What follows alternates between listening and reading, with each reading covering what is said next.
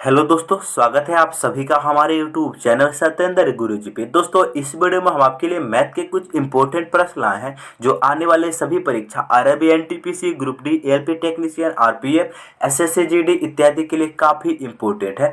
इसीलिए आप लोग वीडियो के अंत तक जरूर बने रहिएगा। और आपको एक बात बता दूँ, ये पार्ट नंबर 21 है दोस्तों। जिसने पार्ट नंबर 20 तक नहीं देखे हैं, इस वीडियो के डिस्क्रिप्शन में हम लिंक दे रहे हैं, वहां से जाकर आप सारा वीडियो देख सकते हैं। या फिर आई बटन में हमने एक इसको लिंक दे रखा है, जब वीडियो स्टार्ट हुआ था वहां से भी देख सकते हैं आप लोग जाकर। ठीक है दोस्त, तो चलिए शुरू करते हैं प्रश्न संख्या 1 से।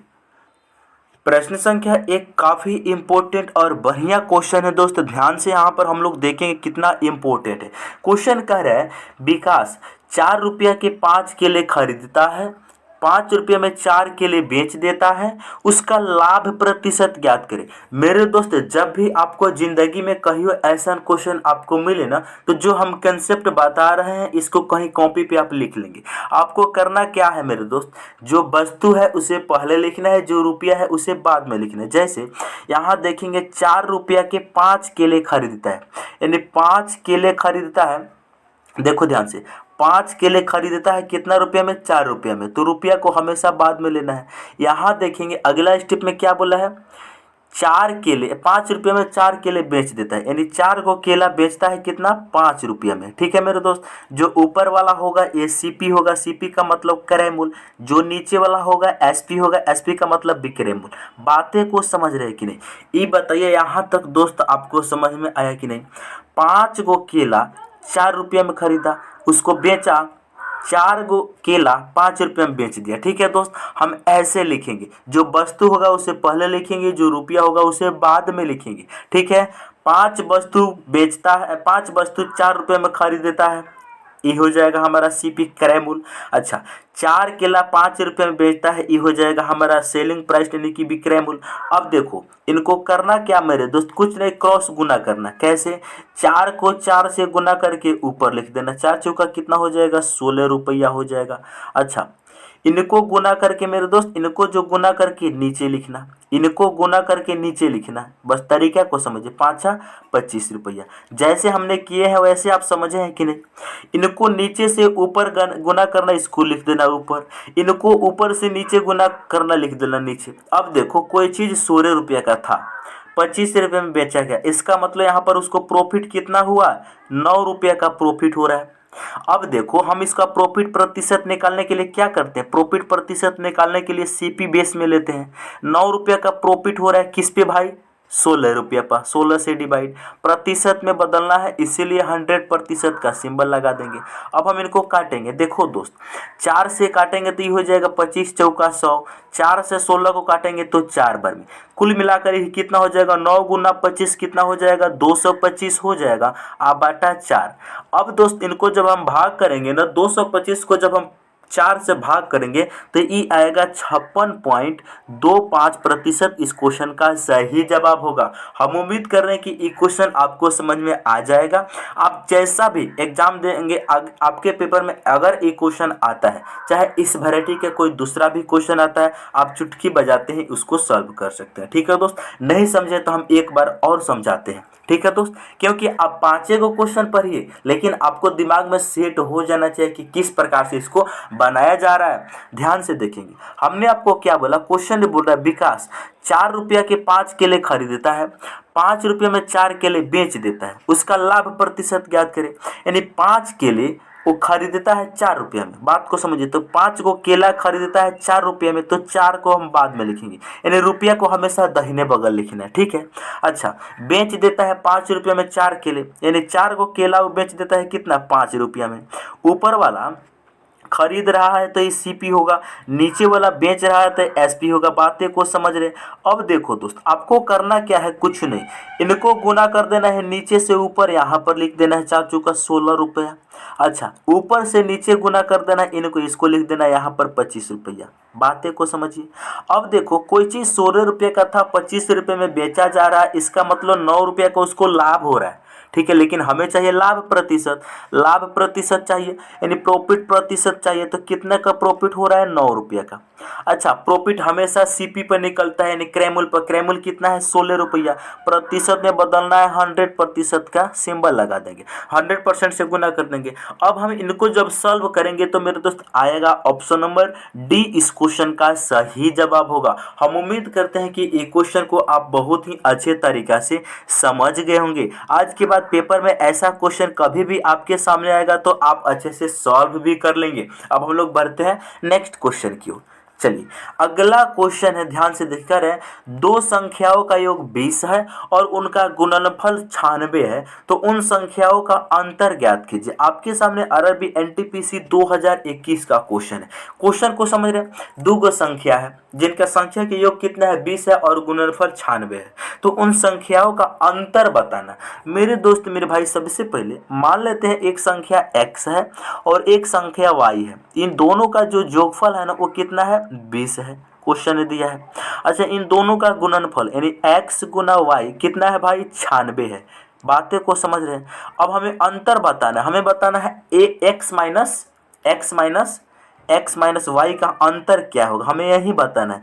इसके लिए आपको एक कंसेप्ट देता हूँ, ध्यान से देखेंगे मेरे दोस्त। हम सभी कोई बहुत बेहतरीन तरीका से जानते हैं। वो क्या जानते हैं कि a माइनस बी का whole square, a minus B का जो होल स्क्वायर होता है वो बराबर होता है a प्लस बी के होल स्क्वायर में से अगर हम 4ab घटा लें, ठीक है, इनके बराबर होता है। ठीक है, अब देखो इनको हम सॉल्व करेंगे तो a माइनस बी का जो होल स्क्वायर वही आएगा। करके दिखा देते हैं। देखो, a माइनस बी का होल स्क्वायर जब हम a प्लस बी का होल स्क्वायर खोलेंगे तो ये क्या होगा, a square plus B square plus 2ab आई माइनस 4ab, तो फार्मूला से देबे किया है। अब यहाँ से मेरे दोस्त क्या हो जाएगा, a स्क्वायर, बातें को समझिए, इनको जो हमने खोला तो ये कितना बचा, अब a स्क्वायर प्लस यहाँ कितना बचा, बी स्क्वायर, यहाँ कितना बचा माइनस, देखो 4ab में से 2ab घट जाएगा तो कितना बचेगा, -2ab बचेगा। अब देखो दोस्त, a माइनस बी का जो होल स्क्वायर होता है क्या होता है, a square plus B square minus 2ab, इतना होता है कि नहीं। तो हमें अंतर निकालना था, यहाँ क्या निकालना था, x माइनस वाई का अंतर। तो अंतर निकालने के लिए हम इस फॉर्मूला का यूज आराम से करते हैं क्योंकि इसमें a माइनस बी है ना। अब हम इन्हीं लॉजिक पे इनको सॉल्व कराते हैं। हमने आपको क्या बोला, दो संख्या, पहला संख्या x है, दूसरा संख्या y है, इनका योगफल कितना दिया है भाई, 20 दिया गया।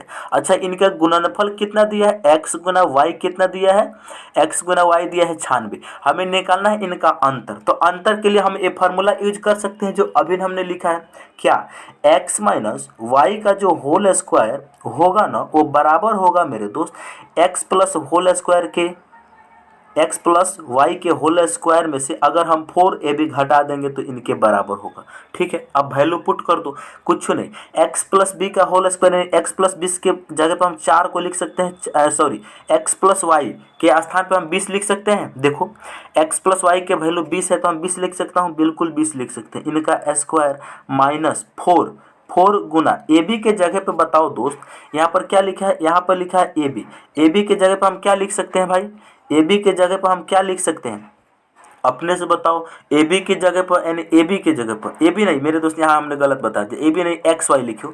जब एक्स वाई लिखे हो तो एक्स वाई ही लिखो, यहाँ एक्स वाई हम लिख सकते हैं।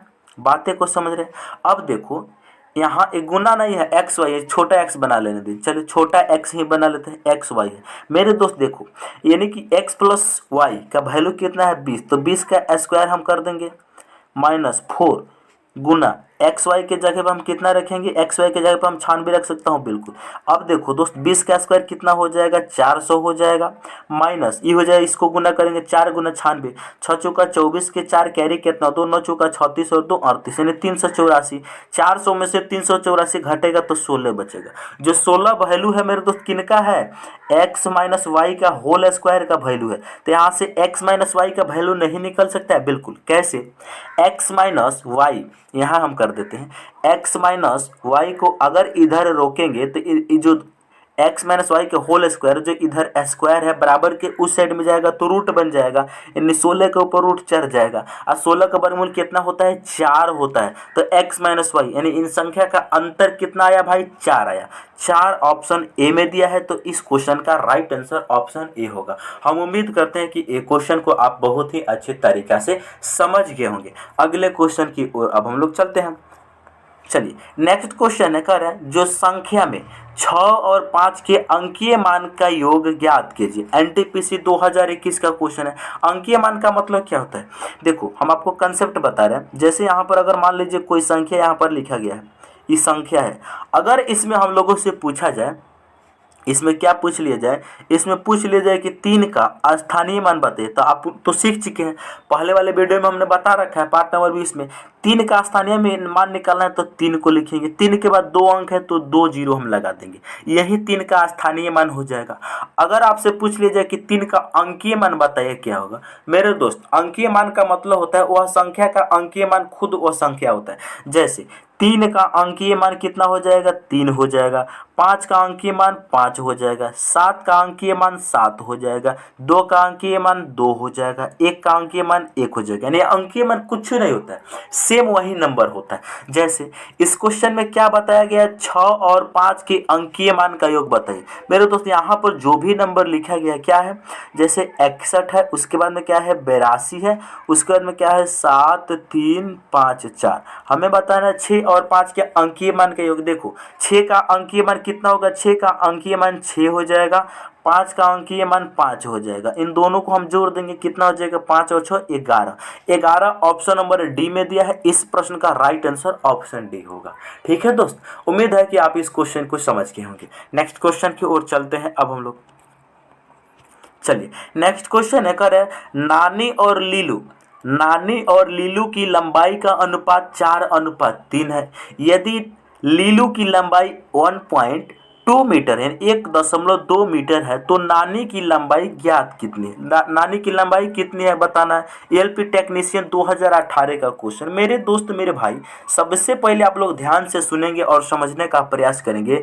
नानी को हम n मान लेते हैं, लीलू को हम l मान लेते हैं। इनके बीच में जो अनुपात दिया गया है भाई, क्या है, 4:3 दिया गया है। बात समझ रहे हैं, 4:3 दिया गया है। अच्छा, यहाँ क्वेश्चन बोला है कि लीलू की लंबाई 1.2 मीटर है, लीलू की अनुपात में वैल्यू कितना है 3। तो इसका मतलब इस 3 का वैल्यू कितना है भाई, 1.2 मीटर है।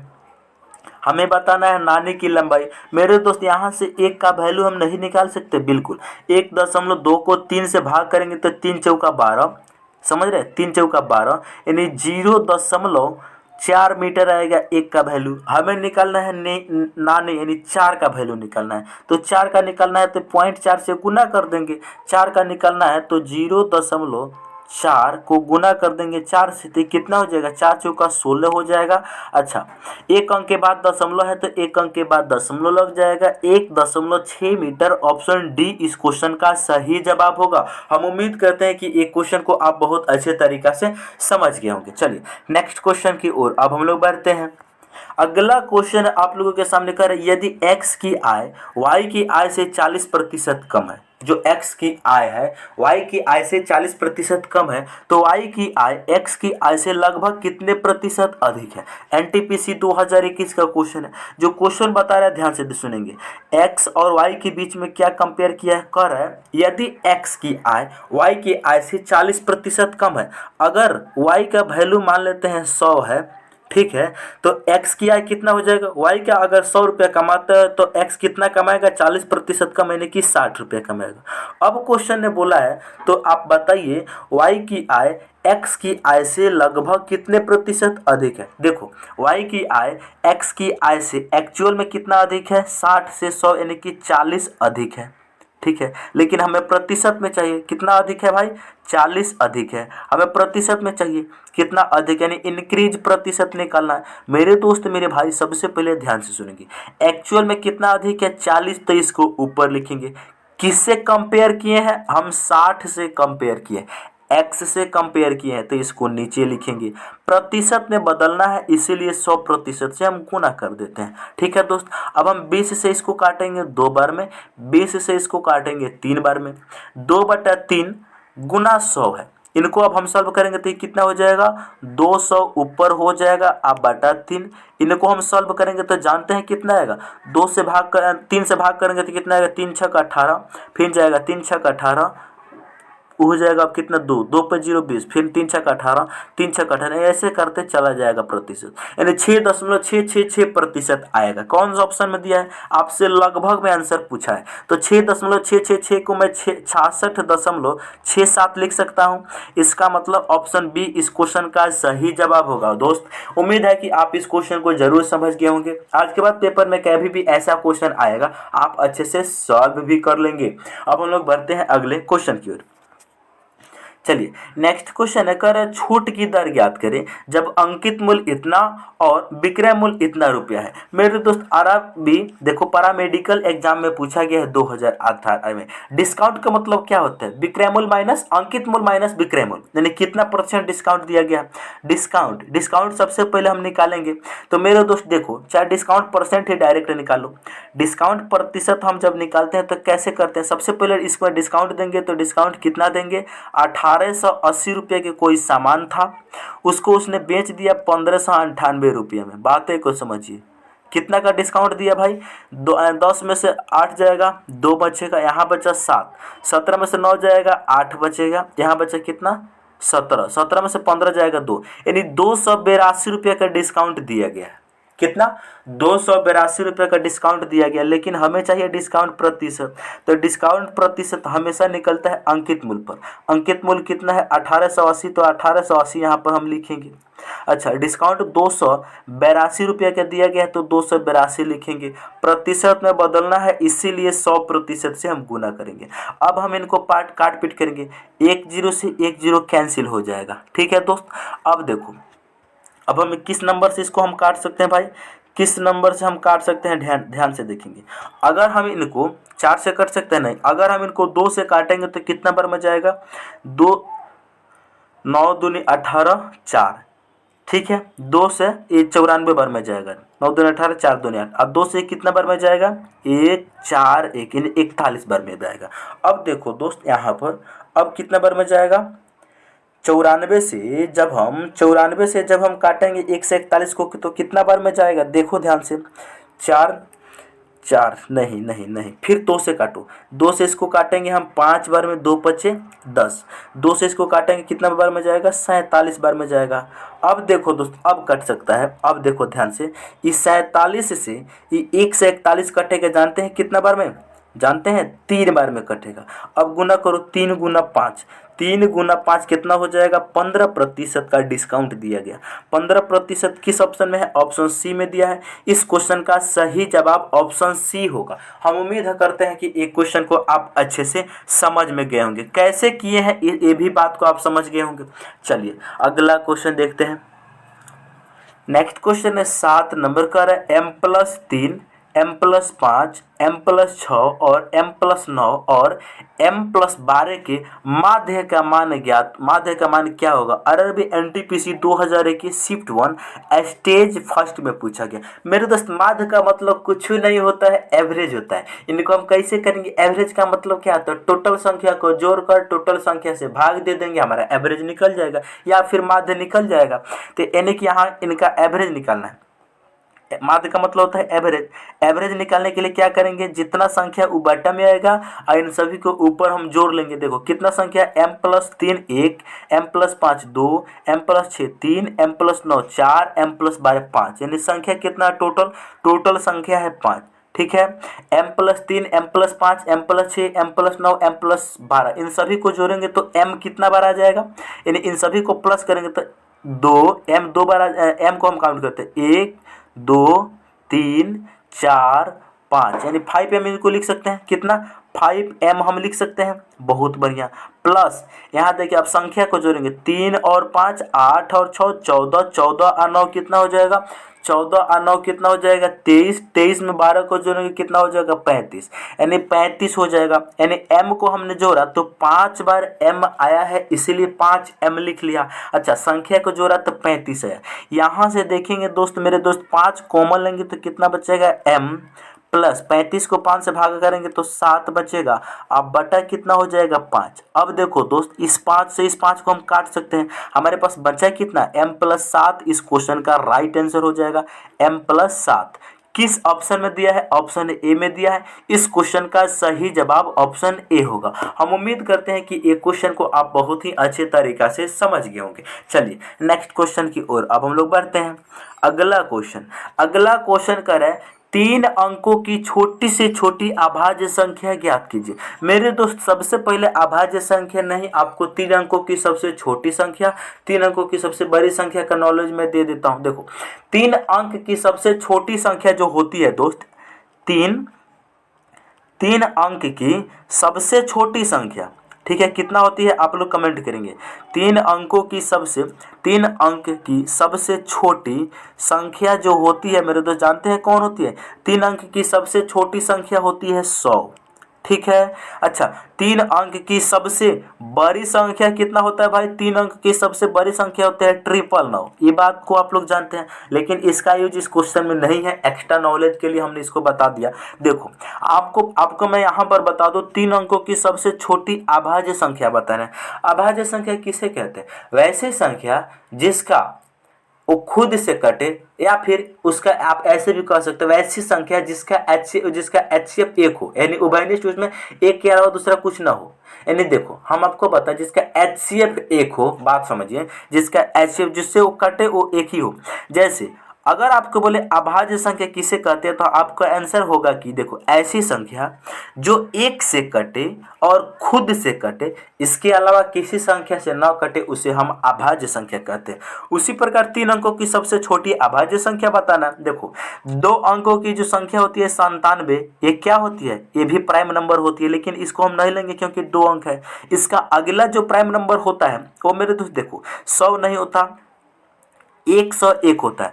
3 अंकों की सबसे छोटी अभाज्य संख्या 101 होता है। आप इसे याद भी कर लेंगे मेरे दोस्त, ठीक है। कहीं आपके एग्जाम में एक क्वेश्चन आ ना जाए मेरे दोस्त, हो सकता है ये भी डायरेक्ट आपसे पूछ लिया जाए। 3 अंकों की सबसे छोटी अभाज्य संख्या 101 होती है। ऑप्शन डी इस क्वेश्चन का सही जवाब होगा, ठीक है दोस्त। उम्मीद है कि आप इस क्वेश्चन को जरूर समझ गए होंगे। चलिए अगले क्वेश्चन की ओर बढ़ा जाए। चलिए नेक्स्ट क्वेश्चन, अगला क्वेश्चन है यदि 17 गुना 29 बराबर इतना है तो 1700 गुना 0.0029 का गुणनफल बताना है। ग्रुप डी 2018 का क्वेश्चन है। देखो क्वेश्चन आसान है, लेकिन आपसे जानते हैं क्या पूछ रहा है, आपसे वो दशमलव के बारे में पूछ रहा है कि आपको दशमलव का कैलकुलेशन आता है कि नहीं, यही पूछ रहा है। आपको क्या करना है, जो यहाँ पर 1700 लिखा है इनको हम 1700 लिख सकता हूँ, बिल्कुल सही कहा आपने।